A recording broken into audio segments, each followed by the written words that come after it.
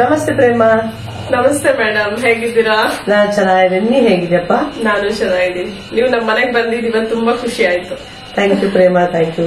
ನನಗೂ ತುಂಬಾ ದಿನ ಇದೆ, ನಾನು ಹೇಳ್ತಿದ್ದೆ ನಿನಗೆ ಇಂಟರ್ವ್ಯೂ ಮಾಡೋಣ ಅಂತ. ಇವತ್ತು ಟೈಮ್ ಕೂಡ ಬಂದಿದೆ ಅನ್ಸುತ್ತಲ್ವಾ? ಹೌದು, ನಮ್ ಸೌಭಾಗ್ಯ. ನಿಮ್ಮನ್ನೆಲ್ಲ ಟಿವಿ ನೋಡ್ತಿದ್ವಿ ಊರಲ್ಲಿದ್ದಾಗ, ಬಟ್ ಇವತ್ತು ನೀವು ನಮ್ಮ ಮನೆಗೆ ಬಂದು ನಾನು ಇಂಟರ್ವ್ಯೂ ಮಾಡ್ತಿರೋದು ನಿಜವಾಗ್ಲೂ ನಮ್ ಸೌಭಾಗ್ಯ ಇದು. ನಂಗೂ ತುಂಬಾ ಖುಷಿ ಆಗ್ತಿದೆಪ್ಪ, ನಾವೆಲ್ಲ ಫ್ರೆಂಡ್ಸೇ ಅಲ್ವಾ? ನೀನು ಪ್ರೇಮ ಹುಟ್ಟಿ ಬೆಳೆದಿದ್ದಲ್ಲ ಇಲ್ಲಿ? ನಾವು ಭದ್ರಾವತಿ ತಾಲೂಕಿನ ರಬ್ಬರ್ ಕಾಡ್ ಅಂತ ಒಂದು ಊರಲ್ಲಿ ನಾನು ಹುಟ್ಟು ಬೆಳೆದಿದ್ದು. ನನ್ನ PUC ವರೆಗೂ ಅಲ್ಲೇ ಎಜುಕೇಶನ್, ಭದ್ರಾವತಿ. ಎಷ್ಟು ಜನ ಮಕ್ಕಳು ತಾಯಿ ತಂದೆಗೆ? ನಾನು ಒಬ್ಳೆ ಮಗಳು, 3 ಜನ ಅಣ್ಣ. ಎಲ್ಲರಿಗೂ ಮದ್ವೆ ಎಲ್ಲ ಆಗಿದೆ? ಎಲ್ರು ಮದುವೆ ಎಲ್ಲರೂ ಸೆಟ್ಲ್ ಆಗಿದ್ದಾರೆ. ಓಕೆ. ಅಪ್ಪ ಅಮ್ಮ ಏನ್ ಮಾಡ್ತಾ ಇದಾರೆ? ಅಪ್ಪ ಅಮ್ಮ ಇಲ್ಲ ಅಕ್ಕ, ಫಾಸ್ಟ್. ಸುಮಾರು ವರ್ಷಗಳಾಯ್ತಾ? ನಾನು ಒಂದು 17-18 ಇಯರ್ಸ್ ಇರುವಾಗ್ಲೇ ಅಮ್ಮ ಹೋದ್ರು. ಆಮೇಲೆ ಒಂದು 22 ಇಯರ್ಸ್ ನನ್ಗಿರುವಾಗ ಅಪ್ಪ. ಏನಾಗಿತ್ತು ಅಮ್ಮನ್ಗೆ? Heart attack. ಬೇರೆ ಏನಿಲ್ಲ? ಓಕೆ. ಸಡನ್ ಆಯ್ತಾ? ಓಕೆ. ಅಂದ್ರೆ ಅಮ್ಮ ಹೋದ್ರೆ ಮತ್ತೆ ನೀವು ಒಂಟಿ ಆಗ್ಬಿಟ್ಟಿರ್ಬೇಕಲ್ಲ, ಯಾಕಂದ್ರೆ ತಾಯಿ ಎಷ್ಟು ಜೊತೆಲಿ ಇರ್ತೀವ ತಂದೆಗಿಂತ ಜಾಸ್ತಿ ತಾಯಿ ಹತ್ರ ಅಲ್ವಾ ನಮ್ಗೆ? ಹೌದು, ನಾನು ತುಂಬಾ ಕನೆಕ್ಟ್ ಇದ್ದೆ ನಮ್ಮಮ್ಮ ಜೊತೆ. ಕಷ್ಟ ಆಗ್ಲಿಲ್ವಾ ಅವಾಗ? ತುಂಬಾ ಆಯ್ತು, ಬಟ್ ಅಣ್ಣ ಅದಕ್ಕೆ ಮನೇಲಿದ್ದೆ. ಅಣ್ಣ ಇದ್ರು, ಶಾಮು ಅಂತ, 3ನೇವನು. ಸಂಭವ ಐ ಮ್ಯಾನೇಜ್. ಓಕೆ. ತಂದೆನೂ ನಮ್ ಜೊತೆಲೇ ಇದ್ರು, ಅಣ್ಣ ಮನೇಲೆ ಇದ್ರು. ಏನಾಗಿತ್ತು ಅಪ್ಪನಿಗೆ? ಅಪ್ಪ ಅಮ್ಮ ಹೋದ್ಮೇಲೆ ಅದೇ ಕೊರಗಲ್ಲಿ ತುಂಬಾ ಡಲ್ ಆಗ್ಬಿಟ್ಟಿದ್ರು. ಓಕೆ. ಅದ್ರಲ್ಲೇ ಕೊರಗೆ ಸತ್ತು ಅನಾರೋಗ್ಯ ತರ ಮಾನಸಿಕವಾಗಿ ಹೋಗಿದ್ರು ಅಮ್ಮ ಹೋದ್ಮೇಲೆ. ಓಕೆ. ನಿಮ್ 3 ಜನ ಅಣ್ಣಂದಿರು ನಿನ್ನ ಚೆನ್ನಾಗಿ ನೋಡ್ಕೋತಾರ? ನೋಡ್ಕೋತಾರೆ, ತುಂಬಾ ಚೆನ್ನಾಗಿ ನೋಡ್ಕೋತಾರೆ. ಯಾಕೆಂದ್ರೆ ತಾಯಿ ತಂದೆ ಅದಾದ್ಮೇಲೆ ನೆಕ್ಸ್ಟ್ ಇರೋದೇ ಅಣ್ಣಂದಿರಲ್ವಾ?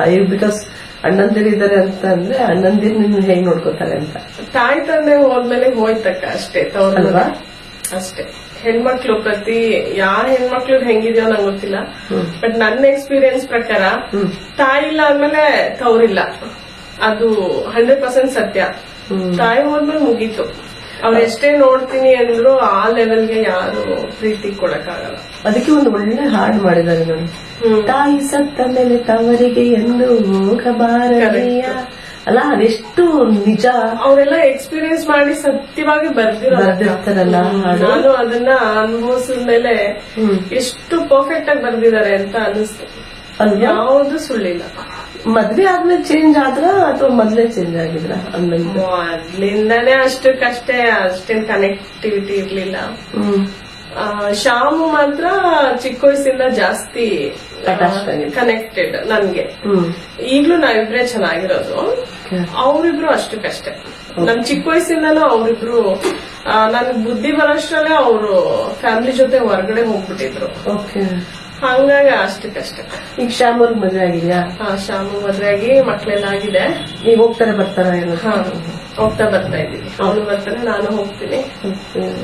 ಅವನೊಬ್ನೇ ಚೆನ್ನಾಗಿರೋದು. ಸರಿ ಪ್ರೇಮ, ನಿನ್ ಜೀವನದಲ್ಲಿ ಯಾವ್ದಾದ್ರೂ ಒಂದು ಘಟನೆ, ಮರೆಯಲಾಗದ ಘಟನೆ, ತಾಯಿ ಬಗ್ಗೆ ಆಗ್ಲಿ ತಂದೆ ಬಗ್ಗೆ ಆಗ್ಲಿ, ಯಾರ ಬಗ್ಗೆ ಅದು? ನನ್ ತಾಯಿನೇ ತುಂಬಾ ಸೆಂಟಿಮೆಂಟ್ ಅಕ್ಕ. ನಿಮ್ ತಾಯಿ ಬಗ್ಗೆ ಕೇಳಿದ್ರೆ ನನ್ನ ಐ ಗೋ ವೆರಿ ಇಮೋಷನಲ್. ತಾಯಿ ಜೊತೆ ಅಂತದೇನಿದೆ ನಿನ್ಗೆ ಅಟ್ಯಾಚ್ಮೆಂಟ್? ಅಕ್ಕ, ನನ್ ತಾಯಿನೇ ಎಲ್ಲ ಅಕ್ಕ. ತಾಯಿ ಬಿಟ್ರೆ ನನ್ನ ಬೇರೆ ಪ್ರಪಂಚನೇ ನೋಡಿಲ್ಲ ಅವ್ರು ಇರೋವರೆಗೂ. ನನ್ ತಾಯಿನೇ ಪ್ರಪಂಚ ಅನ್ಕೊಂಡ್ಬಿಟ್ಟಿದೆ.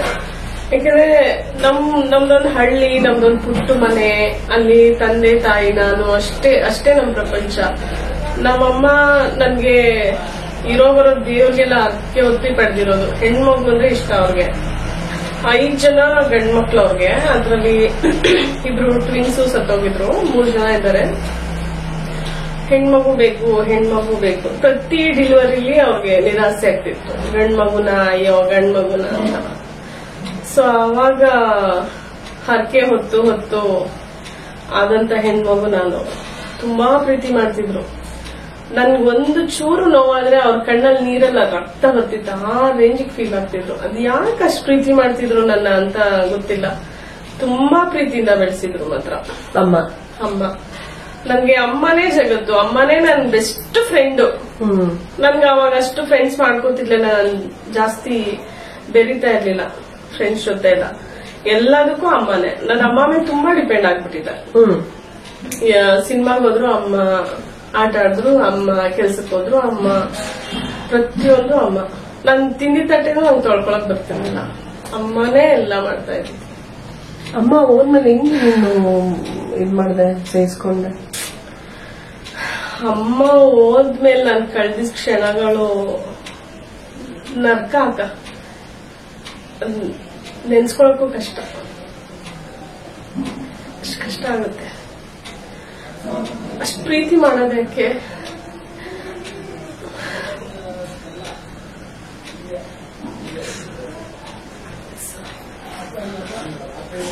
ಅಷ್ಟು ಪ್ರೀತಿ ಕೊಡೋದ್ಯಾಕೆ, ಬಿಟ್ಟು ಹೋಗೋದ್ಯಾಕೆ, ಹೇಗ್ ಬದುಕ್ಬೇಕು ನಾವು ಹೇಳಿ? ಸಿಕ್ಕಾಪಟ್ಟೆ ಕಷ್ಟ ಆಗುತ್ತೆ, ನರ್ಕ ಅನ್ಭವಿಸ್ಬಿಡಿ.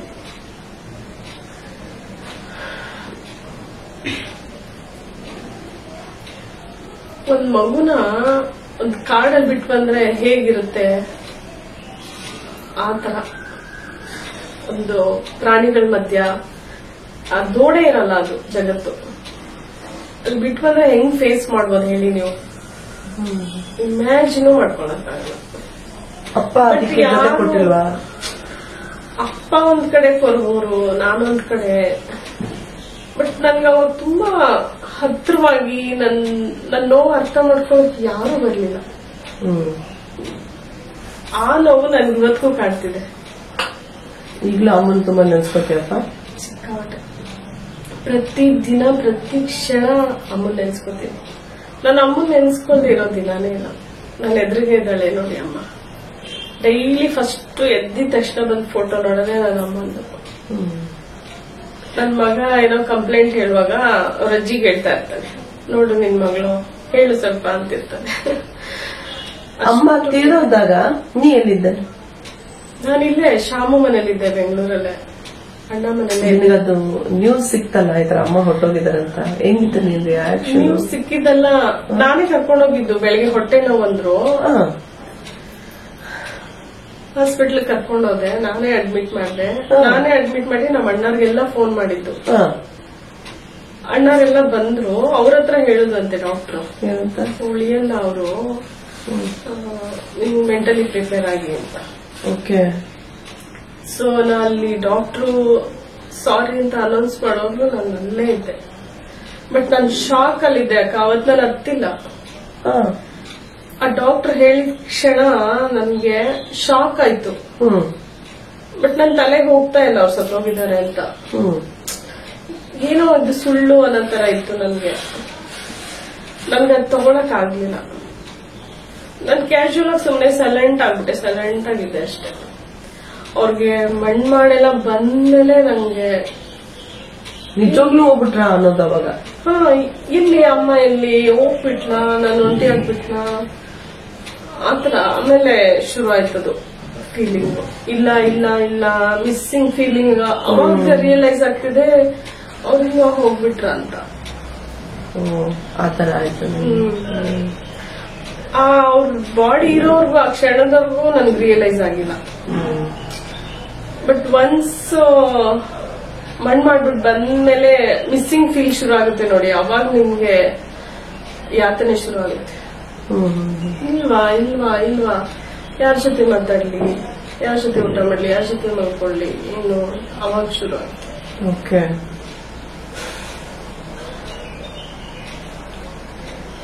ಇದನ್ನು ಮರೆಯಕ್ ಆಗಲ್ಲ, ಯಾವತ್ತೂ ಮರೆಯಕ್ಕಾಗದೇ ಇರೋ ಮಾಣಿಕ್ಯ ನಮ್ಮಮ್ಮ. ಏನಾದ್ರೂ ಮರೆಯಲಾಗದ ಘಟನೆ, ಖುಷಿಯಾಗಿರೋದು, ಸಂತೋಷವಾಗಿರೋದು, ಅದನ್ನ ನೆನ್ಸ್ಕೊಂಡಾಗೆಲ್ಲ ನನಗೆ ಈ ತರ ಖುಷಿ ಮತ್ತೆ ನನ್ನ ಜೀವನದಲ್ಲಿ ಬರ್ಲೇ ಇಲ್ವಲ್ಲ, ಆತರ ಏನಾದ್ರು? ಆತರ ವಾವ್ ಅನ್ಸೋ ಕ್ಷಣಗಳು ತುಂಬಾ ಇದೆ. ಅದ್ರಲ್ಲೊಂದು ನನ್ ಮಗ ಹುಟ್ಟಿದ್ದ ಕ್ಷಣ ದಿನ ತಂದು ತೋರಿಸ್ತಾರಲ್ಲ ಮಗು, ಆ ಕ್ಷಣ ತುಂಬಾ ಮಗ ನೀನ್ ತುಂಬಾ ಪ್ರೀತಿಸ್ತಾನ?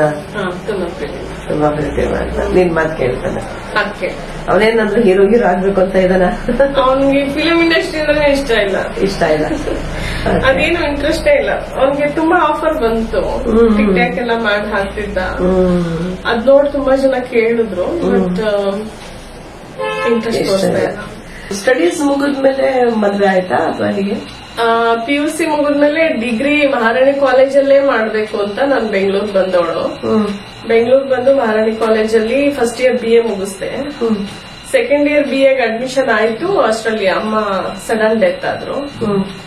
ಆಮೇಲೆ ಅಣ್ಣ ಓದ್ಸೋದ್ ಕಷ್ಟ ಆಗುತ್ತೆ ಅಂತ ಅಂದ್ರು. ಸರಿ ಅಂತ ನಾನು ಕೆಲ್ಸಕ್ಕೆ ಸೇರ್ಕೊಂಡೆ. ಕರೆಸ್ಪಾಂಡಿಂಗ್ ಅಲ್ಲಿ ನಾನು ಎಜುಕೇಶನ್ ಮುಗಿಸ್ಕೊಂಡೆ. ಮದ್ವೆ ಈ ಗ್ಯಾಪ್ ಅಲ್ಲೇ ಆಯ್ತು. ಈಗ ಅಮ್ಮ ಸತ್ಯ 6 ತಿಂಗಳಿಗೆಲ್ಲ ನನ್ಗೆ ಮದ್ವೆ ಮಾಡ್ಬಿಟ್ರು. ಅವ್ರ ಆತ್ಮಕ್ ಶಾಂತಿ ಸಿಗ್ಬೇಕು, ನನ್ ಮದ್ವೆ ಆಗದೆ ಅವ್ರದ್ದು ಆಕಾಂಕ್ಷೆ ಆಗಿತ್ತು. ತುಂಬಾ ಆಸೆ ಇಟ್ಕೊಂಡಿದ್ರು ನನ್ ಮೇಲೆ ಅಮ್ಮ. ಸೊ ಹಾಗಾಗಿ ಸಡನ್ ಆಗಿ ಮದುವೆ ಮಾಡಿದ್ರು. ನಾನು ಇನ್ನೂ ಆ ಫೀಲಿಂಗ್ ಇಂದ ಆಚೆನೆ ಬಂದಿರ್ಲಿಲ್ಲ. ಅವಾಗ್ಲೇನೆ ಒಂದು ಹುಡುಗನ್ ನೋಡಿ, ಪ್ಯೂರ್ಲಿ ಅರೇಂಜ್ ಮ್ಯಾರೇಜ್ ನಂದು. ಗಂಡುನ ಎಂಗೇಜ್ಮೆಂಟ್ ಅಲ್ಲೇ ನೋಡಿದ್ ನಾನು. ಸೊ ಎಂಗೇಜ್ಮೆಂಟ್ ಮದ್ವೆ ಎಲ್ಲ ಬೇಗ ಮಾಡ್ಬಿಟ್ರು. ಮಕ್ಕಳು ನಿಂಗಿದ್ರೆ? ಒಬ್ನೇ ಮಗ, ಮನೋಜ್ಞ ಅಂತ. ಏನ್ ಮಾಡ್ತಿದ್ದಾನೆ? ಈಗಷ್ಟೇ PUC ಮುಗೀತು. ನೆಕ್ಸ್ಟ್ ಏನ್ ಮಾಡ್ತಾನೆ ನೋಡ್ಬೇಕು. ಮಗನು ನಿಮ್ ಜೊತೆನೆ? ನನ್ನ ಜೊತೆನೆ.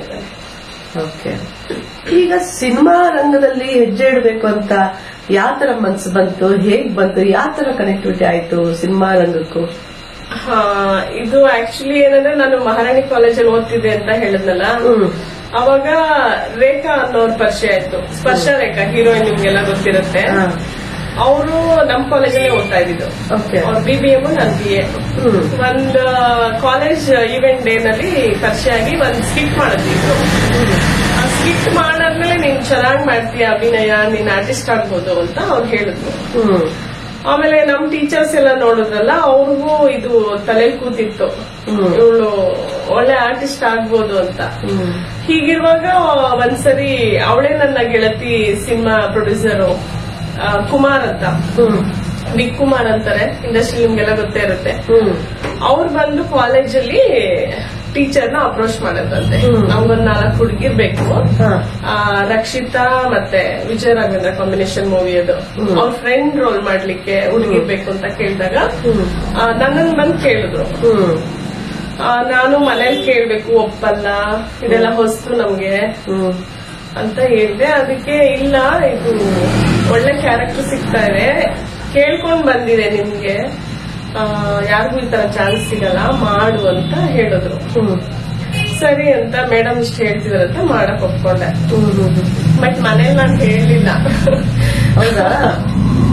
ಬೆಳಗ್ಗೆಯಿಂದ ಸಂಜೆ ಇರುತ್ತೆ, ಸೊ ಕಾಲೇಜ್ ಅವರ್ಸ್ ಅಲ್ಲೇ ಮೇಂಟೈನ್ ಮಾಡಬಹುದು ಅಂತ ಹೇಳಿರ್ಲಿಲ್ಲ. ಹಂಗೆ ಒಂದು 20-25 ಡೇಸ್ ಶೂಟ್ ಮಾಡಿದೀವಿ. ಮನೆ ಗೊತ್ತೇ ಆಗ್ಲಿಲ್ವಾ? ಮನೇಲಿ ಫಿಲಂ ಮಾಡುವಾಗ ಗೊತ್ತಾಗ್ಲಿಲ್ಲ, ಸೀರಿಯಲ್ ಮಾಡುವಾಗ ಸಿಕ್ಬಿದ್ದೆ. ಸೀರಿಯಲ್ ಟೆಲಿಕಾಸ್ಟ್ ಆಯ್ತು ಮನೇಲಿ. ಅಲ್ಲ, ಇವಾಗ ಸಿನಿಮಾ ಮಾಡಿದ್ರೆ ಸಿನಿಮಾ ರಿಲೀಸ್ ಆಗತ್ತಲ್ಲ? ಸಿನಿಮಾ ರಿಲೀಸ್ ಆಗೋ ನಮ್ಮಮ್ಮ ತೀರ ಹೋಗ್ಬಿಟ್ಟಿದ್ರು. ಅಪ್ಪಗೂ ಗೊತ್ತಾಗಲ್ಲ, ಅಣ್ಣಂದಿರು ಯಾರಿಗೂ ಗೊತ್ತಾಗಿಲ್ಲ? ಅಣ್ಣಂಗ್ ಗೊತ್ತಾಯ್ತು ಆಮೇಲೆ, ಬಟ್ ಅಣ್ಣ ಎಂಕರೇಜ್ ಮಾಡ್ದ, ಅವನಿಗೆ ಇಷ್ಟ. ಶಾಮುಗ್ ಇಷ್ಟ, ನೀವ್ ಮಾಡು ಅಂತ ಹೇಳ್ದ. ಬಟ್ ನಮ್ಮಮ್ಮಂಗೆ ಯಾಕೋ ಇಷ್ಟ ಆಗ್ಲಿಲ್ಲ. ಮನೆಯವ್ರು ನನ್ ಮದ್ವೆ ಆಗಷ್ಟಲ್ಲಿ ಬಿಟ್ಬಿಟ್ಟಿದ್ದೆ. ಒಂದ್ 4-5 ಸಿನಿಮಾ ಮಾಡಿದೆ ಅಷ್ಟೇ, ಆಮೇಲೆ ಬಿಟ್ಬಿಟ್ಟಿದ್ದೆ. ಯಾವ್ಯಾವ ಸಿನಿಮಾ ಮಾಡಿದ್ರೆ? ಅವಳೇ ನನ್ನ ಗೆಳತಿ, ಮೆಂಟಲ್ ಮಂಜ, ಆಮೇಲೆ ಇದು ಶಿವ ಅಂತೇನು ಸಿನಿಮಾ ಹೆಸರು ಮರ್ತೋಗಿದೆ. ಇನ್ನೊಂದ್ ಯಾವ್ದೋ ಮಾಡಿದ್ನಲ್ಲ, ಒಂದ್ 4 ಮಾಡಿದೆ ಅವಾಗ. ಫ್ರೆಂಡ್ ರೋಲ್ಗಳೆಲ್ಲ ಮಾಡಿದ್ದು.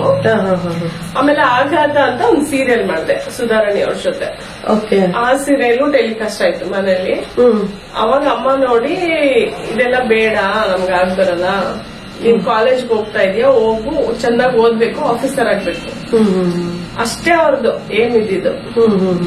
ಬೇಡ, ಬಿಟ್ಬಿಡು ಅಂದ್ರು. ಸರಿ ಬಿಟ್ಬಿಟ್ಟೆ. ಬಿಟ್ಮೇಲೆ ಇವರೇ ಇಲ್ಲ, ಅಮ್ಮನೇ ಹೋಗಿ. ಸ್ಟಾರ್ಟ್ ಮಾಡಿದ್ರಿ? ಆಮೇಲೆ ಕಾಲೇಜ್ ಬಿಟ್ಟೆ, ಮದ್ವೆ ಆಯ್ತು, ಮಗು ಆಯ್ತು, ನನ್ ಪಾಡ್ ನಾನು ಆಫೀಸ್ಗೆ ಹೋಗ್ಕೊಂಡಿದ್ದೆ. ಆಮೇಲೆ 2015 ಅಲ್ಲಿ ಹೀಗೆ ಆಕಸ್ಮಿಕವಾಗಿ ಮಾಸ್ಟರ್ ಆನಂದ್ ಅವರು ಅಪ್ಪ ಅವ್ರ ಪರಿಚಯ ಆಯ್ತು, ಹರಿಹರನ್ ಅಂತ. ಅವರು ನನ್ ಮಗ ರೋಬೋ ಫ್ಯಾಮಿಲಿ ಸೀರಿಯಲ್ ಮಾಡ್ತಿದ್ದಾನೆ, ನೀವು ನೋಡಕ್ ಚೆನ್ನಾಗಿದ್ದೀರಾ, ಬಂದು ಅಪ್ರೋಚ್ ಮಾಡಿ ಸೀರಿಯಲ್ ಅಲ್ಲಿ ಮಾಡಿ ಅಂದ್ರು. ಸರಿ, ಸೆಟ್ಗೆ ಹೋದೆ. ಮಾಸ್ಟರ್ ಆನಂದ್ ಅವ್ರನ್ನ ಮೀಟ್ ಮಾಡಿ ಫೋಟೋ, ನನ್ ಮೊಬೈಲ್ ನಂಬರ್ ಎಲ್ಲ ಕೊಟ್ಟು ಬಂದೆ. ನನಗೂ ಇಂಟ್ರೆಸ್ಟ್ ಇದೆ, ಆಕ್ಟ್ ಮಾಡ್ತೀನಿ. ಮುಂಚೆ ಮಾಡಿದ್ದೆ, ತುಂಬಾ ವರ್ಷ ಗ್ಯಾಪ್ ಆಗಿದೆ, ಮತ್ತೆ ಕಮ್ ಬ್ಯಾಕ್ ಮಾಡ್ಬೇಕು ಅಂತಿದ್ದೀನಿ ಅಂತ ಹೇಳ್ದೆ. ಸರಿ ಆಯ್ತು, ನಾನು ಕಾಲ್ ಮಾಡ್ತೀನಿ ಅಂತ ಹೇಳಿ ನನ್ನ ನಂಬರ್ ಇಸ್ಕೊಂಡು ಕಳ್ಸಿಕೊಟ್ರು. ಮತ್ತೆ ನನ್ ಪಾಡ್ ನಾನು ಆಫೀಸಲ್ಲಿ ವರ್ಕ್ ಮಾಡ್ಕೊಂಡಿದ್ದೆ. ಒಂದಿನ ಕಾಲ್ ಬಂತು, ಒಂದು ಡಾಕ್ಟರ್ ರೋಲ್ ಇದೆ ಬನ್ನಿ ಅಂತ. ಫಸ್ಟ್ ಡಾಕ್ಟರ್ ರೋಲ್ ಇಂದ ರೋಬೋ ಫ್ಯಾಮಿಲಿಯಿಂದ ಶುರು ಆಯ್ತು, ರೀ ಎಂಟ್ರಿ. ಆಮೇಲೆ ಹಾಗಾಗಿ ಒಂದೊಂದೇ ಸೀರಿಯಲ್ಗಳು, ಸಿನಿಮಾಗಳು ಸಿಗ್ತಾ ಹೋಯ್ತು. ಇದುವರೆಗೆ ಎಷ್ಟು ಸಿನಿಮಾಗಳನ್ನು ಮಾಡಿದ್ದಪ್ಪ? ಒಂದ್ 25 ಸಿನಿಮಾ ಆಗಿದೆ, ಒಂದ್ 25-30 ಸೀರಿಯಲ್ ಮಾಡಿದೀನಿ. ಸೀರಿಯಲ್ ಹಿಟ್ ಆಗಿರೋಂತ ಸೀರಿಯಲ್ಗಳು ತುಂಬಾ ನನ್ಗೆ ಹೆಸರು ತಂದ್ಕೊಟ್ಟಿದ್ ಸೀರಿಯಲ್ ಕನ್ನಡತಿ ಸೀರಿಯಲ್, ಕಲರ್ಸ್ ಕನ್ನಡದಲ್ಲಿ ಕನ್ನಡತಿ ಸೀರಿಯಲ್, ಜಿ ಕನ್ನಡದಲ್ಲಿ ಜೊತೆ ಜೊತೆಯಲ್ಲಿ, ಮತ್ತೆ ಇದು ಜೊತೆ ಜೋಡಿ ಏನ್ ಮಾಡಿದ್ಯಪ್ಪ? ಜೊತೆ ಜೊತೆಯಲ್ಲಿ ಸೀರಿಯಲ್ ಅಲ್ಲಿ ಅಪೂರ್ವಶ್ರೀ ಗೊತ್ತಲ್ಲ, ಅವ್ರ ಜೊತೆ ಜಗಳ ಕಾಯೋದೇ ಕೆಲಸ.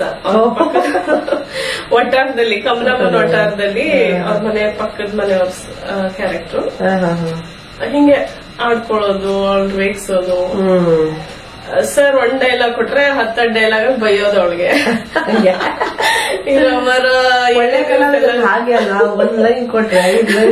ಡೈರೆಕ್ಟರ್ ನಿಲ್ಲಿಸ್ರಮ್ಮ ಸಾಕು ಅನ್ನೋಷ್ಟು ಕಿತ್ತಾಡ್ತಿದ್ವಿ ಇಬ್ರು. ಆಮೇಲೆ ಕಟ್ ಅಂದ ತಪ್ಕೊಂಡ್ಬಿಡೋದಿಬ್ರು. ಅವಳು ತುಂಬಾ ಕ್ಲೋಸ್ ಫ್ರೆಂಡ್, ಗೊತ್ತಲ್ಲ ನಿಮ್ಗೆ. ಸಿನಿಮಾ ಹಿಟ್ ಆಗಿರೋಂತ ಕೌಶಲ್ಯ ಸುಪ್ರಜಾರಾಮ, ತರ್ಲೆ ವಿಲೇಜು, ಕಾಲೇಜ್ ಕುಮಾರ, ಬೆಂಕಿಯಲ್ಲಿ ಅರಳಿದ ಹೂವು, ಸುಮಾರು ಒಂದಿಷ್ಟು ಸಿನಿಮಾಗಳು ಎಲ್ಲ ಹಿಟ್ ಆಗಿದೆ. ಆದ್ರೆ ಏನಂದ್ರೆ ಬೇಜಾರು, ಎಲ್ಲ 1 ಸೀನು 2 ಸೀನಲ್ಲಿ ಬರ್ತೀನಿ ಅಷ್ಟೇ. ಅಷ್ಟೊಂದು ತುಂಬಾ ಜನಕ್ಕೆ ರೆಕಗ್ನೈಸ್ ಆಗಲ್ಲ. ಹಂಗ 1 ಸೀನ್ 2 ಸೀನ್ ಬಂದು ಹೋದ್ರೆ ಸೀರಿಯಲ್ ಇಂದಾನೇ ಕನೆಕ್ಟ್ ಆಗಿರೋದು ನಾನು ತುಂಬಾ ಜನಕ್ಕೆ. ಕನ್ನಡತಿ ಸಿನಿಮಾಗಿಂತ ಜಾಸ್ತಿ ಸೀರಿಯಲ್ ಜನ ತುಂಬಾ ಗೊತ್ತಿಡ್ತಾರೆ, ಬೇಗ ಕನೆಕ್ಟ್ ಆದೆ. ಎಲ್ಲ ಕನ್ನಡತಿ ಮಾಡ್ತಿದ್ದೀರಲ್ವಾ, ಜೊತೆ ಜೊತೆಯಲ್ಲಿ ಮಾಡ್ತಿರಲ್ವಾ ಅಂತ ಗುರುತಿಸ್ತಾರೆ. ಜೊತೆ ಜೊತೆಯಲ್ಲೂ ಹಿಟ್ ಆಯ್ತು, ಕನ್ನಡತಿ ಹಿಟ್ ಆಯ್ತು. ಕನ್ನಡತಿ ಜೋಡಿ ಹಕ್ಕಿ ಸೀರಿಯಲ್ ಹಿಟ್ ಆಯ್ತು. ಆಮೇಲೆ ಫಸ್ಟ್ ಕಮಲಿ ಸೀರಿಯಲ್ ಸ್ಟಾರ್ಟ್ ಆಗಿದ್ದು ಝೀನಲ್ಲಿ, ಅದ್ರಲ್ಲಿ ನನ್ನಿಂದಾನೇ ಕಮಲಿದು ಅಂದ್ರೆ ಇಂಟ್ರೊಡಕ್ಷನ್ ಆಗುತ್ತೆ. ಸುಮಾರಷ್ಟು ಸೀರಿಯಲ್ ಮಾಡಿದೀನಿ. ಬಟ್ ನಂಗೆ ಖುಷಿ ಕೊಟ್ಟಿದ್ದು ಕನ್ನಡತಿ ಸೀರಿಯಲ್ ಕ್ಯಾರೆಕ್ಟರ್, ಸೆಲ್ವಿ ಕ್ಯಾರೆಕ್ಟರ್. ಅದೇನ್ ಕ್ಯಾರೆಕ್ಟರ್ ಅದ್ರಲ್ಲಿ? ಅದ್ರಲ್ಲಿ ಹೀರೋಯಿನ್ ಫ್ರೆಂಡ್, ಅವಳಿಗೆ ಜೈಲಲ್ಲಿ ನಾವು ಫಸ್ಟ್ ಭೇಟಿ ಆಗ್ತೀವಿ. ನಾನ್ ಕಳ್ಳಿ, ಅವಳು ಯಾವ್ದೋ ಡ್ರಗ್ಸ್ ಕೇಸಲ್ಲಿ ಬಂದಿರ್ತಾಳೆ. ಸೊ ಅಲ್ಲಿ ಪರಿಚಯ ಆಗಿದ್ದು ನಮ್ದು ಸ್ನೇಹ ಹಂಗೆ ಮುಂದುವರಿಯುತ್ತೆ. ಮುಂದಿನ ದಿನಗಳಲ್ಲಿ ತುಂಬಾ ಕನೆಕ್ಟ್ ಆಗ್ತೀವಿ ಹಂಗೆ. ಆತರ ಒಂದು. ಈಗ ಬರ್ತಾ ಇರೋ ಸೀರಿಯಲ್ ಯಾವ್ದು? ಈಗ ರಾಮಾಚಾರ್ಯ ಮಾಡ್ತಿದೀನಿ, ಮತ್ತೆ ಇನ್ನೊಂದು ಚುಕ್ಕಿತಾರೆ ಅಂತ, ಆಮೇಲೆ ರಾಧಿಕಾ ಸೀರಿಯಲ್ ಉದಯದಲ್ಲಿ. ಬಟ್ ಜಾಸ್ತಿ ಬರಲ್ಲ ಡೇಟ್ಸ್, ಬಟ್ ಮ್ಯಾನೇಜ್ ಮಾಡೋ ಅಷ್ಟಿದೆ. 3 ಸೀರಿಯಲ್. ಹೆಂಗೋ ನಡಿಬೇಕಲ್ಲ ನಮ್ಗೆ ಅಲ್ವಾ? ಅಲ್ಲಿ ಇಲ್ಲಿ ನಾವು ಪಬ್ಲಿಕ್ ಗೆ ಕಾಣಿಸ್ಕೊತಾ ಇರ್ಬೇಕು ಅಂದ್ರೆ ಯಾವ್ದೋ ಒಂದ್ ಮಾಡ್ತಾ ಇರ್ಬೇಕು ಅಲ್ವಾ? ಸ್ವಲ್ಪ ಗ್ಯಾಪ್ ಕೊಟ್ರೆ ಮರ್ತು ಹೋಗ್ಬೇಕು. ಸಿನಿಮಾ ಮಾಡಕ್ ಇಷ್ಟನಾ, ಟಿವಿ ಸೀರಿಯಲ್ ಮಾಡಕ್ ಇಷ್ಟನಾ? ನಂಗೆ ಸಿನಿಮಾಗಳು ಮಾಡಕ್ ಇಷ್ಟ, ಬಟ್ ಏನಂದ್ರೆ ದೊಡ್ಡ ದೊಡ್ಡ ರೋಲ್ ಸಿಗ್ಬೇಕು. ನನ್ ಕ್ಯಾಲಿಬರ್ಗೆ, ನನ್ ಕೆಪಾಸಿಟಿಗೆ ಇನ್ನೂ ಕೊಡಬಹುದು ಅಂತ ನನ್ನ ಅಭಿಪ್ರಾಯ. ಹೌದದು, ಮುಂದೆ ಸಿಗ್ಬಹುದು ಖಂಡಿತ. ಇವಾಗ ಒಂದ್ ಮಾಡಿದೀನಿ, ಚಾಮಯ್ಯ ಸನ್ ಆಫ್ ರಾಮಾಚಾರಿ ಅಂತ ಸಿನಿಮಾ ಮಾಡಿದೀನಿ. ನಾನೇ ಲೀಡ್ ರೋಲು. ಸೂಪರ್. ಮತ್ತೆ ಸಿಕ್ತಲ್ಲ, ಜೂನಿಯರ್ ವಿಷ್ಣುವರ್ಧನ್ ಅವರೇ ಹೀರೋ, ನಾನೇ ಹೀರೋಯಿನ್. ರಾಜು? ಹೌದು, Raju sir heroine. So full movie ಇದೀವಿ ಇಬ್ರು. ಹೌದಾ? ನನ್ನ ಕನಸಿನ ಪಾತ್ರ ಅಂತ ಹೇಳ್ಬೋದು. ಯಾವಾಗ ಸ್ಟಾರ್ಟ್ ಆಯ್ತು ಇದು ಸ್ಟಾರ್ಟ್ ಆಗಿ ಕಂಪ್ಲೀಟ್ ಆಯ್ತು. ಈಗಷ್ಟೇ ಡಬ್ಬಿಂಗ್ ಮುಗಿಸಿದೀವಿ, ರೀ ರೆಕಾರ್ಡಿಂಗ್ ಕೆಲಸಗಳು ನಡೀತಾ ಇದೆ. ಸೆಪ್ಟೆಂಬರ್ ಅಲ್ಲಿ ರಿಲೀಸ್ ಇದೆ. ಹೌದಾ? ಎಲ್ಲರೂ ಏನ್ ಹೆಸರು ಇದು? Chamayya son of Ramachari. Okay okay. ಯಾರು ಹೀರೋಯಿನ್? ಹೀರೋಯಿನ್ ನಾನೇ. Super super. ವಿಷ್ಣುವರ್ಧನ್ ಹೀರೋ ಅಂದ್ಮೇಲೆ ಅವ್ರ ಹೆಂಡತಿ ನಾನೇ ಹೀರೋಯಿನ್. ಆಫ್ಕೋರ್ಸ್. ಓ ಹಾಗೆ. ಅಂದ್ರೆ ನಮ್ ಏಜಿನ ಕಥೆನೆ ಅದು. ನಮ್ಗೊಬ್ಬ ಮಗ ಇರ್ತಾನೆ, ಅವನ್ನ ಬೆಳೆಸೋದ್ರಲ್ಲಿ ನಾವು ಹೇಗೆ ಫೇಲ್ ಆಗ್ತೀವ ಪಾಸ್ ಆಗ್ತೀವ ಅನ್ನೋದು ಕತೆ. Question mark. ಥಿಯೇಟರ್ಗೆ ಹೋಗಿ ನೋಡಿ. ಸರಿ ಸರಿ. ಇದೇನ್ ಸೆಂಟಿಮೆಂಟ್ ಕ್ಯಾರೆಕ್ಟರ್ ಅದು ಕಾಮಿಡಿ? ನಂದು ನಾನೊಂಥರ ಒಂದ್ ಶೇಡ್ ಅಲ್ಲಿ ವಿಲನಿಶ್, ಒಂದ್ ಶೇಡ್ ಅಲ್ಲಿ ನಿಮ್ಗೆ ಒಳ್ಳೆಯವಳು ಅನ್ಸ್ತೀನಿ. ತುಂಬಾ ಎಲ್ಲ ಮಿಕ್ಸ್ಚರ್ ಇದೆ. ಒಂದು ಕಲಾವಿದ್ರಿಗೆ ಪರ್ಫಾರ್ಮೆನ್ಸ್ ಏನ್ ಬೇಕೋ ಇಲ್ಲಿ ಆ ಸ್ಪೇಸ್ ಸಿಕ್ಕಿದೆ ನಮ್ಗೆ. ಸಿಕ್ಕಿದೆ. Performance oriented. ನನ್ಗೆ ತುಂಬಾ ಖುಷಿ ಕೊಟ್ಟಿದೆ ಈ ಪಾತ್ರ. ರಿಲೀಸ್ ಆದ್ಮೇಲೆ ಇನ್ನೂ ಜಾಸ್ತಿ ಸಿಗುತ್ತೆ ಸಿನಿಮಾಗಳು. ಅದೇ ನಮ್ ಡೈರೆಕ್ಟರ್ ಹೇಳಿದ್ರು. ಯಾರು ಡೈರೆಕ್ಟರ್? ರಾಧಾಕೃಷ್ಣ ಪಲ್ಲಕ್ಕಿ ಸರ್ ಅಂತ. Okay okay okay. ತುಂಬಾ ಒಳ್ಳೆ ಅಂದ್ರೆ ಕಲಾವಿದ್ರು ಅವರು, ಮತ್ತೆ ಡೈರೆಕ್ಟರ್ ಕೂಡ. ನಮ್ಮಲ್ಲಿರೋ ಕಲೆನ ಚೆನ್ನಾಗಿ ಗುರುತಿಸಿ ಹೊರಗಡೆ ತರ್ತಾರ ಅವರು. ನನ್ಗೆ ಅದ್ ಹೆಂಗ್ ಆಯ್ಕೆ ಮಾಡಿದ್ರೋ ಗೊತ್ತಿಲ್ಲ. ನನ್ ಕೈಲಿ ಆಗಲ್ಲ ಸರ್, ನಾನ್ ಮಾಡಲ್ಲ ಅಂದೆ. ಇಲ್ಲ ನಿನ್ ಕೈಲಿ ಆಗಲ್ಲ ಅಂದಿದ್ದು ಅಂದ್ರೆ ಇಷ್ಟು ದೊಡ್ಡ ಪಾತ್ರ ಹೇಗಪ್ಪ ತೂಗ್ಸೋದಂತ. ದೊಡ್ಡ ಪಾತ್ರ ಸಿಗದೆ ಇದ್ದಾಗ ನಂಗೆ ಪಾತ್ರ ಬೇಕು ಅಂದ್ರೆ ಎಲ್ಲ ಕೊಟ್ಟು ನನ್ಗೆ ಕೀಳಿರ್ಮೆ ಆಗ್ಬಿಟ್ಟಿತ್ತು. ನನ್ಗೆ ಆಗಲ್ಲ ಅಂತ ಕೊಡಲ್ವಾ ಅಥವಾ ಏನು, ಇವ್ರು ಇಷ್ಟು ಜವಾಬ್ದಾರಿ ಪಾತ್ರ ಕೊಟ್ಬಿಟ್ಟಿದ್ದಾರೆ, ಹೇಗಪ್ಪ ತೂಗ್ಸೋದು ಅಂತ ಸ್ವಲ್ಪ ಇದಾಯ್ತು. ಮಾಡಿದ್ಮೇಲೆ ಏನ್ ಅನ್ಸ್ತು? ಮಾಡಿದ್ಮೇಲೆ ತುಂಬಾ ಈಸಿಯಾಗಿ ಮಾಡಿದೆ, ಲೀಲಾಶಾಲವಾಗಿ. ಅದನ್ನೇ ಹೇಳಿದ್ರು ಅವರು, ಬಹಳ ಚೆನ್ನಾಗಿ ಮಾಡಿದ್ಯಮ್ಮ ಅಂತ. ಇನ್ನೊಂದು ಸಿನಿಮಾ ನಾವೆಲ್ಲ ಒಟ್ಟಿಗೆ ಮಾಡಿದ್ವಿ, ನೀವು ಮರ್ತು ಬಿಟ್ಟಿದ್ಯಾ? ಮರ್ತಿಲ್ಲ. ನಾನೀಗ ಮೂವಿಗೆ ಬರ್ತೀನಿ, ದಾಸರಳ್ಳಿ ಸಿನಿಮಾ ಅಲ್ಲೇ ತುಂಬಾ ಕಲಾವಿದ್ರು ಇರುವಂತ ಒಂದು ಸಿನಿಮಾ. ಅಯ್ಯೋ, ಕಲಾವಿದ್ರು ದಂಡೆ ಇದೆ. ನಾವು 12 ಜನ ಹೀರೋಯಿನ್ಸ್ ಇದೀವಿ. ನೀವು, ನಾನು, ಪದ್ಮಾವಸಂತಿ ಮೇಡಮ್, ತುಂಬಾ ಜನ ಇದ್ದಾರೆ. ಅಷ್ಟು ಜನ ಇದೆ. ರಿಲೀಸ್ ಆಗುತ್ತೋ ಗೊತ್ತಿಲ್ಲ. 5 ಸೆಪ್ಟೆಂಬರ್ಗೆ ರಿಲೀಸ್ ಮಾಡ್ತಾರಂತೆ. ಹೌದಾ? ಇದು ಕೂಡ ಸೂಪರ್ ಹಿಟ್ ಆಗ್ಬೇಕಲ್ವಾ? ತುಂಬಾ ಒಳ್ಳೆ ಮೂವಿ. ಹೆಣ್ಣು ಮಕ್ಕಳ ಬಗ್ಗೆ. ಹೌದು, ತುಂಬಾ ಕಷ್ಟಪಟ್ಟು ತೆಗ್ದಿದ್ದಾರೆ. ಹೌದು, ನಾವೇನಾದ್ರೂ ಎಷ್ಟು ಕಷ್ಟಪಟ್ಟು. ಹೌದು, ನಮ್ ಗಂಡನ ಸರಿ ಮಾಡ್ಸಕ್ಕೆ. ಹೌದು ಅಲ್ವಾ? ಇದ್ರಲ್ಲೊಂದು ಮೆಸೇಜ್ ಇದೆ ಅಕ್ಕ ಸಮಾಜಕ್ಕೆ. ಈ ಸಿನಿಮಾ ನಿಜವಾಗ್ಲೂ ಸಮಾಜದಲ್ಲಿ ಎಲ್ಲ ನೋಡಿ ಚೇಂಜಸ್ ಆಗ್ಬೇಕು ಸ್ವಲ್ಪ. ಹಾಗಾಗಿ ಸಿನಿಮಾದಲ್ಲೂ ನಿನಗೆ ಹೀರೋಯಿನ್ ಪಾತ್ರ ಸಿಕ್ಕಿದಾಯ್ತು. ಅದು ಖುಷಿ ಇದೆ, ತುಂಬಾ ಖುಷಿ ಕೊಟ್ಟಿದೆ. ಹೌದು, ನನ್ನ ಇಷ್ಟು ವರ್ಷದ ಶ್ರಮಕ್ಕೆ, ಒಂದು ಕನಸಿಗೆ ಸಿಕ್ತು ಪಾತ್ರ ಸಿಕ್ತು. ಓಕೆ, ಅದು ಒಳ್ಳೇದಾಗ್ಲಿ. ಆ ಸಿನಿಮಾಯಿಂದ ನಿನಗೆ 1000 ಸಿನಿಮಾ ಸಿಗ್ಲಿ. Thank you. ಯಾವಾಗ್ಲೂ ದಿನ ಬ್ಯುಸಿ ಇರು. ಆಮೇಲೆ ಒಂದು ಕೆಲವು ಪರ್ಸನಲ್ ಕ್ವಶನ್ಸ್ ಕೇಳ್ತೀನಿ. ಪ್ರೇಮ, ನಾನು ಸ್ವಲ್ಪ ಪರ್ಸನಲ್ ಕ್ವಶನ್ಸ್ ಕೇಳ್ತೀನಿ. ಕೇಳಿ. ಓಕೆ ಪ್ರೇಮ, ಇದು ಇಂಡಸ್ಟ್ರಿಯಲ್ಲಿ ನೀನು ಹೊಸದಾಗಿ ಬಂದಾಗ, ಈ ಫಿಲ್ಮ್ ಇಂಡಸ್ಟ್ರಿಯಲ್ಲಾಗ್ಲಿ ಅಥವಾ ಟಿವಿ ಸೀರಿಯಲ್ ಇಂಡಸ್ಟ್ರಿ ಆಗ್ಲಿ, ಸಾಕಷ್ಟು ದುಃಖದ ಘಟನೆಗಳೆಲ್ಲ ಆಗುತ್ತೆ. ಎಲ್ಲಾದ್ರೂ ಒಂದ್ ಕಡೆ ನಿನಗೆ ಅವಮಾನ ಆಗಿರೋದಿದೆಯಾ? ಆಗಿದೆ. ಯಾವ ತರ ಅವಮಾನ ಆಗಿದೆ? ನಾನು ರಾಧಾರಮಣ ಅಂತ ಒಂದು ಸೀರಿಯಲ್ ಮಾಡ್ತಾ ಇದ್ದೆ, ಫಸ್ಟ್ ಸೀರಿಯಲ್. ಅದ್ರಲ್ಲಿ ಮನೆ ಕೆಲಸದವಳ ರೋಲು ಅಂತ ಹೇಳಿದ್ರು. ಇಂಗ್ಲಿಷ್ ಮಾತಾಡೋಳೆ ಕುಕ್, ಅದ್ರಲ್ಲಿ ಇಂಗ್ಲಿಷ್ ಬರ್ಬೇಕು ಅಂತ. ಆ ಎಲಿಜಿಬಿಲಿಟಿನೇ ಇಂಗ್ಲಿಷ್ ಬರ್ಬೇಕು ಮನೆ ಕೆಲಸದವಳ ರೋಲ್ ಮಾಡಕ್ಕೆ. ಸರಿ, ಅವ್ರು ಎಲ್ಲರಿಗೂ ಗೊತ್ತಿದೆ ಇಂಡಸ್ಟ್ರಿಯಲ್ಲಿ ನಾನು ವೆಲ್ ಎಜುಕೇಟೆಡ್ ಅಂತ. ಸೊ ಇಂಗ್ಲಿಷ್ ಪ್ರೊನೌನ್ಸಿಯೇಷನ್ ಎಲ್ಲ ಏನ್ ಕಷ್ಟ ಇಲ್ಲ, ಗೊತ್ತಿತ್ತಲ್ಲ. ಸೊ ತಗೊಂಡ್ರು. ಬಟ್ ಅಲ್ಲಿದ್ದ ಆರ್ಟಿಸ್ಟ್ಗಳೆಲ್ಲ ನನ್ನ ಕೆಲ್ಸದೋಳ್ ತರನೇ ಟ್ರೀಟ್ ಮಾಡೋದು, ನನ್ನೇ ಸಪರೇಟ್ ಆಗಿ ನೋಡೋದು. ಇವ್ರದೇ ಒಂದು ಟೀಮು, ನಾನು ಒಬ್ಳೆ ಒಂಟಿಯಾಗಿದ್ದೆ. ಈವನ್ ಡೈರೆಕ್ಟ್ರು ಕೂಡ ಒಂಥರ ನೋಡ್ತೀನಿ, ಎಲ್ರು ಫ್ರಸ್ಟ್ರೇಷನ್ ನನ್ ಮೇಲೆ ತೆಗಿಯೋದು. ನಿಮಗ್ ಗೊತ್ತು ನಾನು ಸೈಕಲ್ ಆರ್ಟಿಸ್ಟ್ ಅಲ್ಲ.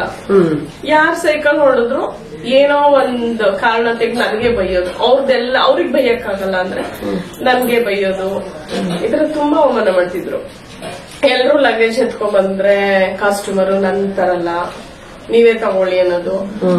ಎಲ್ರಿಗೂ ಟೇಬಲ್ ಊಟ ಕೊಟ್ರೆ ನಾನ್ ಮಾತ್ರ ಹೋಗಿ ಬಡಿಸ್ಕೋಬೇಕಿತ್ತು. ಈ ತರ ತುಂಬಾ ಪಾರ್ಶಾಲಿಟಿ ಮಾಡಿದ್ರು.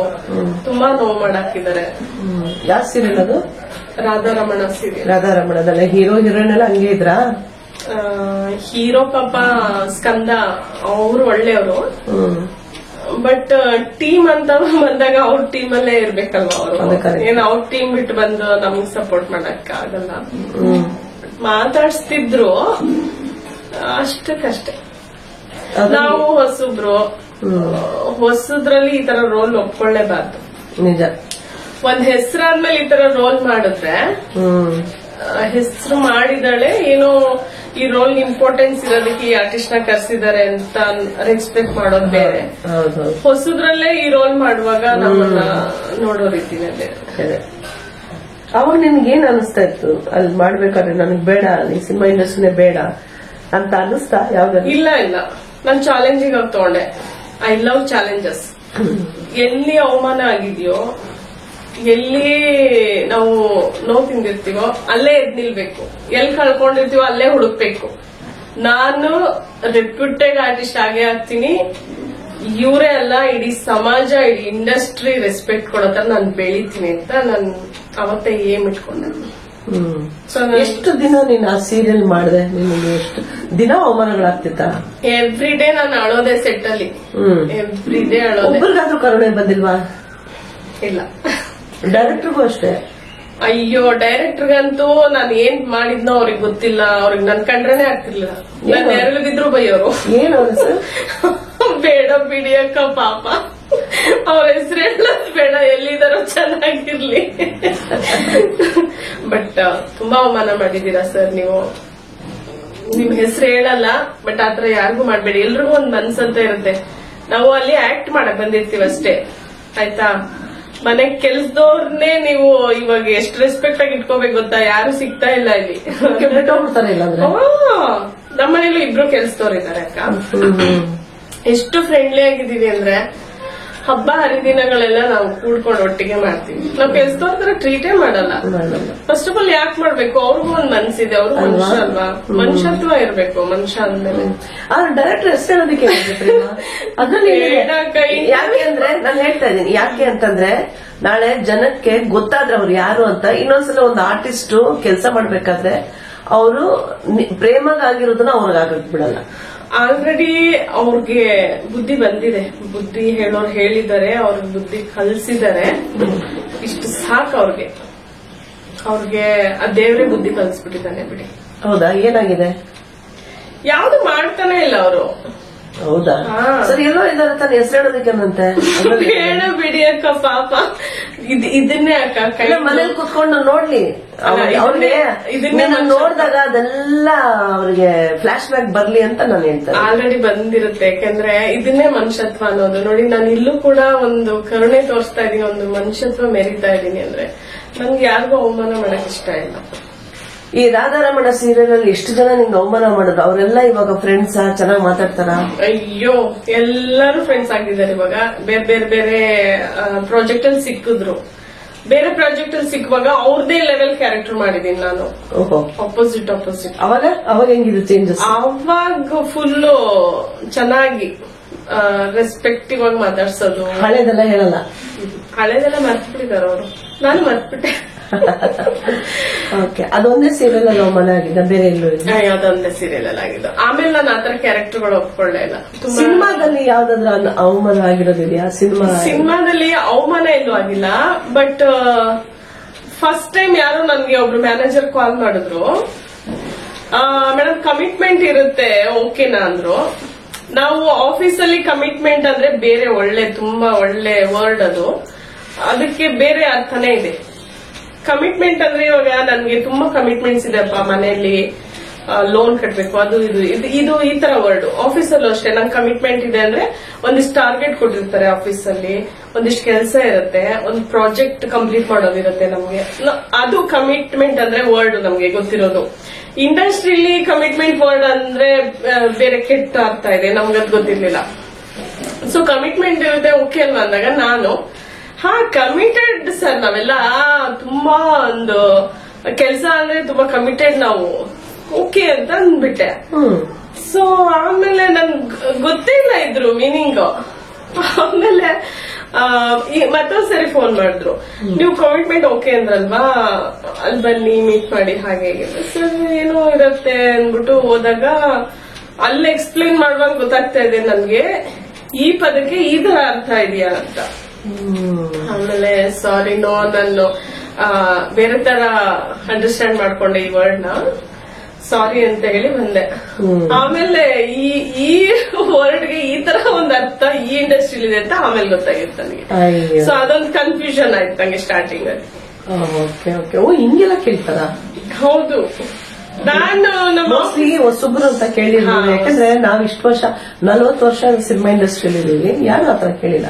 ಹೊಸಬ್ರಿಗೆಲ್ಲ ಕೇಳ್ತಾರಂತೆ, ತುಂಬಾ ಹೊಸ ಹುಡುಗಿರ್ದೆಲ್ಲ ಇದೆ ಕಂಪ್ಲೇಂಟ್ಸ್.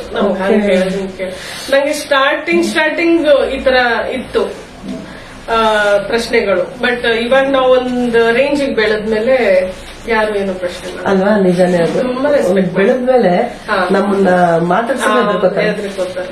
ಆ ರೆಸ್ಪೆಕ್ಟೇ ಬೇಡ ಬಿಡಿ. ಇಂಡಸ್ಟ್ರಿಲಿ ಏನಾದ್ರೆ ಬೆಳಿಬೇಕು, ಬೆಳೆದ್ಮೇಲೆ ನಾವು ಬೇರೆ ತರನೇ ಟ್ರೀಟ್ಮೆಂಟ್. ಸಿನಿಮಾ ತೆಗಿತಾರೆ, ಮತ್ತೆ ನಮ್ಮಂತ ಕಲಾವಿದ್ರಿಗೆ ಕೆಲಸ ಸಿಗತ್ತೆ, ಅನ್ನ ಹಾಕ್ತಾರೆ. ಸೊ ಇವರೆಲ್ಲ ಅನ್ನದಾದ್ರು ಅಂತ ದೊಡ್ಡವ್ರು ಹೇಳಿರೋದು ತಪ್ಪಲ್ಲ. ಸೊ ಅನ್ನದಾದ್ರು ಚೆನ್ನಾಗಿರ್ಬೇಕು ಅನ್ನೋದನ್ನ ನಾನು ಮನ್ಸಾರೆ ಬಯಸ್ತೀನಿ. ನಮ್ಮ ಇಂಡಸ್ಟ್ರಿ ಚೆನ್ನಾಗಿ ಇನ್ನು ಚೆನ್ನಾಗಿ ಬೆಳೀಬೇಕು, ಇಂಟರ್ನ್ಯಾಷನಲ್ ಲೆವೆಲ್ಗೆ ನಮ್ಮೆಲ್ಲ ಕಲಾವಿದರಿಗೆ ಕೆಲಸ ಸಿಗ್ಬೇಕು, ಚೆನ್ನಾಗಿ ಬದುಕಬೇಕು. ಸರಿ ಪ್ರೇಮ, ನಮ್ಮ ಯೂಟ್ಯೂಬ್ ಚಾನೆಲ್ ವೀಕ್ಷಕರಿಗೆ, ಈಗ ಬರುವಂತ ಕಲಾವಿದರಿಗೆ ನೀನ್ ಏನ್ ಹೇಳಕ್ ಇಷ್ಟಪಡ್ತೀಯಪ್ಪ? ಈಗಂತೂ ಸಿಕ್ಕಾಪಟ್ಟೆ ಕಲಾವಿದರಾಗ್ಬಿಟ್ಟಿದ್ದಾರೆ. ರೀಲ್ಸ್ ಮಾಡೋರು ಆರ್ಟಿಸ್ಟು, ಟಿಕ್ ಟಾಕ್ ಮಾಡೋರು ಆರ್ಟಿಸ್ಟು, ಈ ಕಡೆ ರಂಗಭೂಮಿಯಲ್ಲಿ ತರಬೇತಿ ಪಡ್ಕೊಂಡ್ ಬಂದಿರೋರು ಆರ್ಟಿಸ್ಟು, ಆಮೇಲೆ ಏನು ಗಂಧ ಗಾಳಿ ಗೊತ್ತಿರಲ್ಲ ಆಕ್ಟಿಂಗು, ಗ್ಲಾಮರಸ್ ಆಗಿರ್ತಾರೆ, ನೋಡಕ್ ಚೆನ್ನಾಗಿರ್ತಾರೆ, ಅವರು ಆರ್ಟಿಸ್ಟ್ಗಳೇ. ಇಲ್ಲಿ ಪ್ರಾಬ್ಲಮ್ ಆಗೋದು ಯಾರು ಗೊತ್ತಾ? ಡೈರೆಕ್ಟರ್ಗೆ. ಒಬ್ಬ ನಿರ್ದೇಶಕ ಅವರಿಂದ ಕೆಲಸ ತಗೋಬೇಕು, ಕಲೆನ ಹೊರಗಡೆ ತಗೋಬೇಕು ಅಂದ್ರೆ ಒಂದ್ ಸೀರಿಯಲ್ ನಲ್ಲಿ ಎಷ್ಟು ಕಷ್ಟ ಪಡ್ತಾರೆ ಅಂತ ನಾವು ಕಣ್ಣಾರೆ ನೋಡಿದೀವಿ. ಇವ್ರಿಗೇನು ತರಬೇತಿ ಇರಲ್ಲ, ಏನು ಕ್ಯಾಮ್ರಾ ಸೆನ್ಸ್ ಇರಲ್ಲ, ಆಕ್ಟಿಂಗ್ ಅಂತೂ ಬರಲ್ಲ, ಏನೋ ಚಾನಲ್ ಸೆಲೆಕ್ಟ್ ಮಾಡ್ತು ಚೆನ್ನಾಗಿ, ಇವರು ಸುಂದರವಾಗಿರೋದೇ ಒಂದು ಪ್ಲಸ್ ಪಾಯಿಂಟ್ ತಗೊಂಡ್ಬಿಡ್ತಾರೆ. ಆಮೇಲೆ ಇಷ್ಟ ಎಪಿಸೋಡ್ ಇವತ್ತು ಬೇಕೇ ಬೇಕು ಅನ್ನೋದು ಒಂದು ಪ್ರೆಷರ್ ಇರುತ್ತೆ ಡೈರೆಕ್ಟರ್ ಮೇಲೆ. ಒಂದ್ ಕಡೆ ಎಪಿಸೋಡ್ ಬೇಕು ಅನ್ನೋ ಪ್ರೆಷರು, ಒಂದ್ ಕಡೆ ಇವ್ರಿಗೆ ಆಕ್ಟಿಂಗ್ ಬರಲ್ಲ. ಇವರು ಚೆನ್ನಾಗಿದ್ದಾರೆ ಅನ್ನೋ ಕಾರಣಕ್ಕೆ ತಗೊಂಡು ಇವರೇ ಆಕ್ಟಿಂಗ್ ಹೇಳ್ಕೊಟ್ಟು ಏನೋ ಸಂಭವ ಮ್ಯಾನೇಜ್ ಮಾಡಿ ಒಂದ್ ಎಪಿಸೋಡ್ ಅಂತ ಮಾಡ್ತಾರೆ. ಬಟ್ ನಿಜವಾಗ್ಲೂ ಇಲ್ಲಿ ಎಫೆಕ್ಟ್ ಆಗ್ತಿರೋದು ನಿಜವಾದ ಕಲಾವಿದರಿಗೆ. ಯಾರು ಕಲೆನ ನಂಬ್ಕೊಂಡು ಬದುಕ್ತಿದಾರೋ ಅವರೆಲ್ಲ ಇವತ್ತು ಮನೇಲಿದ್ದಾರೆ, ಮೂಲೆ ಗುಂಪಾಗಿದ್ದಾರೆ. ಅವ್ರ ಜೀವನ ಏನು ಅಂತ ಯಾರು ಯೋಚನೆ ಮಾಡ್ತಿಲ್ಲ. ಇದೇ ಕೊರೋನಾ ಟೈಮ್ ಅಲ್ಲಿ ನಿಮ್ಗೆ ಗೊತ್ತಕ್ಕ, ನಾನು ಎಷ್ಟು ಕಲಾವಿದ್ರು ಮನೆಗೆ ತಗೊಂಡ್ ಹೋಗಿ ರೇಷನ್ಸ್ ಕೊಟ್ಟಿದ್ದೀನಿ, ಎಷ್ಟು ಜನ ಕಷ್ಟದಲ್ಲಿದ್ದಾರೆ, ಯಾರು ಯೋಚನೆ ಮಾಡ್ತಿಲ್ಲ. ನಿಮ್ಮಂತ ಕಲಾವಿದ್ರೆಲ್ಲ, ನೀವೆಲ್ಲ ಹಿರಿಯ ಕಲಾವಿದ್ರು, ನಾವೆಲ್ಲ ಮಕ್ಳಿದ್ದಾಗಿಂದ ನೋಡ್ಕೊಂಡ್ ಬಂದಿದೀವಿ. ಅವ್ರದೆಲ್ಲ ಪರಿಸ್ಥಿತಿ ಏನು? ಅವ್ರನ್ನೆಲ್ಲ ಇವರು ತಗೋಬೋದಲ್ಲ. ಎಲ್ಲ ಹೊಸಬ್ರು ಅಂತ ತಗೋತಾ ಇದ್ರೆ ನಿಮ್ಗಳ್ದು ನಮ್ಗಳ್ದೆಲ್ಲ ಗತಿ ಏನು? ನಾವು ಕಲೆ ನಂಬ್ಕೊಂಡ್ ಬದುಕ್ತಿರೋರು, ಕಲೆನೇ ಉಸಿರು ಅನ್ಸ್ಕೊಂಡ್ ಬದುಕ್ತಿರೋ ಎಷ್ಟೋ ಕಲಾವಿದ್ರಿದ್ದಾರೆ. ಅವ್ರಿಗೆಲ್ಲ ಕೆಲಸ ಕೊಡ್ಬೇಕು. ಎಲ್ಲ ಹೊಸಬ್ರಿಗೆ ಕೊಡ್ತಾ ಹೋದ್ರೆ, ನಿಮ್ ಹಳಬ್ರನ್ನ ಹಿಂಗೆ ತಳ್ತಾ ಹೋದ್ರೆ ಅವ್ರು ಇವಾಗ ಬೇರೆ ಕೆಲಸ ಮಾಡಕ್ಕೂ ಆಗಲ್ಲ, ಈ ಕಡೆ ಇಂಡಸ್ಟ್ರಿಲೂ ಕೆಲಸ ಸಿಗಲ್ಲ. ಅಂದ್ರೆ ಅತಂತ್ರ ಸ್ಥಿತಿಲಿದ್ದಾರೆ ಎಷ್ಟೋ ಕಲಾವಿದರು. ಸೊ ಅವ್ರಿಗೆಲ್ಲ ಅವಕಾಶಗಳು ಸಿಗ್ಬೇಕು, ಮತ್ತೆ ಇಂಡಸ್ಟ್ರಿ ಚೆನ್ನಾಗಿ ಬೆಳಿಬೇಕು. ಯಾಕೋ ನಮ್ಮ ಕನ್ನಡ ಫಿಲಂ ಇಂಡಸ್ಟ್ರಿ ತುಂಬಾ ಡಲ್ ಆಗ್ತಾ ಇದೆ. ಸಿನಿಮಾಗಳು ಯಾರು ಥಿಯೇಟರ್ ಬಂದು ನೋಡ್ತಾ ಇಲ್ಲ. ಈ OTT ಬಂದ್ಮೇಲಂತೂ ಎಲ್ಲ ಮನೇಲೆ ನೋಡ್ತಾರೆ. 3 ದಿನಕ್ಕೆ ಟಿವಿಲೇ ಬರುತ್ತೆ. ನಾವು ಅಷ್ಟೇ ಇಲ್ಲೇ ಕುತ್ಕೊಂಡು ಎಲ್ಲ ಹೊಸ ಸಿನಿಮಾಗಳು ನೋಡ್ತಾ ಇದೀವಿ. ಸೊ ಎಲ್ಲರೂ ಥಿಯೇಟರ್ ಬಂದ್ ಸಿನಿಮಾಗಳು ನೋಡೋ ತರ ಆಗ್ಬೇಕು. ಈಗ ನಮ್ದು ದಾಸರಳ್ಳಿ ಸಿನಿಮಾ ಏನಾಗುತ್ತೋ ಅನ್ನೋ ಟೆನ್ಷನ್ ಅಲ್ಲಿ ಇದ್ದಾರೆ ಪ್ರೊಡ್ಯೂಸರ್. ಎಲ್ಲ ಬಂದ್ ಥಿಯೇಟರ್ ನೋಡಿದ್ರೆ ಅವ್ರಿಗೂ ಹಾಕಿದ ದುಡ್ಡಾದ್ರೂ ವಾಪಸ್ ಬರುತ್ತೆ. ಅದರಿಂದ ಇನ್ನೂ ಥ್ಯಾಂಕ್ ಯು ಪ್ರೇಮ. ಇಷ್ಟೊತ್ತು ನಿನ್ನ ಸುಖ ದುಃಖಗಳನ್ನ ಹಂಚ್ಕೊಂಡಿದ್ಯಾ ನಮ್ಮ ವೀಕ್ಷಕರ ಜೊತೆ. ದೇವ್ರು ನಿಂಗೆ ಒಳ್ಳೇದ್ ಮಾಡ್ಲಿ, ಒಳ್ಳೆ ಸಿನಿಮಾಗಳು ಸಿಗ್ಲಿ, ಒಳ್ಳೆ ಮೇಗಾ ಸೀರಿಯಲ್ಗಳು ಸಿಗ್ಲಿ. 24 hours ಅಲ್ಲಿ ಅಪ್ಪಪ್ಪ ಅಂದ್ರೆ 21 hours ಬ್ಯುಸಿ ಇರು. ಇನ್ನು 3 hour ಮಗು ಕೊಡು, ತಾಳಿಗೂ ಕೊಡು. ಅದಕ್ಕೆ ಹೇಳಿದ್ರು ಮಗುಗೂ ಸ್ವಲ್ಪ ಟೈಮ್ ಕೊಡು. ಮಗುಗೆ ಟೈಮ್ ಕೊಡ್ತೀನಕ್ಕ, ಯಾವಾಗ್ಲೂ ಅವ್ನಿಗೆ ಟೈಮ್ ಕೊಡ್ತೀನಿ. ನಾನು ಮೊಬೈಲ್ ಯೂಸ್ ಮಾಡೋದು ಕಡಿಮೆ, ನಾವಿಬ್ರೆ ಜಾಸ್ತಿ ಕನೆಕ್ಟ್ ಆಗೇ ಇರ್ತೀವಿ ಅವಾಗ. Okay, thank you Prema, thank you so much. Okay ಅಕ್ಕ, ನೀವು ಅಷ್ಟೇ ಇವತ್ತು ಬಂದು ನನ್ನ ಸಂದರ್ಶನ ತಗೊಂಡು ನನ್ನ ಜೊತೆ ಇಷ್ಟೊಂದು ಟೈಮ್ ಸ್ಪೆಂಡ್ ಮಾಡಿ, ನನ್ನ ಫೇವ್ರೆಟ್ ಆಕ್ಟರ್ ನೀವು. ನಾನು ಜೀವನದಲ್ಲಿ ನಿಮ್ಮನ್ನೆಲ್ಲ ನೋಡ್ತೀನಾ ಅಂತ ಒಂದು ಪ್ರಶ್ನೆ ಇತ್ತು, ಅಂಥದ್ರಲ್ಲಿ ನೀವೇ ಬಂದು ನನಗೆ ಇವತ್ತು ಸಂದರ್ಶನ ಮಾಡಿರೋದು ನನಗೆ ನಿಜವಾಗ್ಲೂ ತುಂಬಾ ಖುಷಿ ಇದೆ. ನಿಮ್ಮ ಈ ರೇಖಾದಾಸ್ ಪ್ರಾಕ್ಟೀಸ್ ಯೂಟ್ಯೂಬ್ ಚಾನಲ್ ಏನಿದೆ, ಸಬ್ಸ್ಕ್ರೈಬ್ಸ್ ಜಾಸ್ತಿ ಆಗಿ ಮಿಲಿಯನ್ ಗಟ್ಲೆ ಸಬ್ಸ್ಕ್ರೈಬರ್ ಆಗಿ, ಇದರಿಂದ ನಿಮ್ಗೂ ಏನಾದ್ರೂ ಒಂದು ಉಪಯೋಗ ಆಗ್ಲಿ ಅಂತ ನಾನು ಮನ್ಸಾರೆ ಹಾರೈಸ್ತೀನಿ. ನಿಮ್ಮ ಯೂಟ್ಯೂಬ್ ಚಾನಲ್ಗೆ ಒಳ್ಳೇದಾಗ್ಲಿ. Thank you Prema.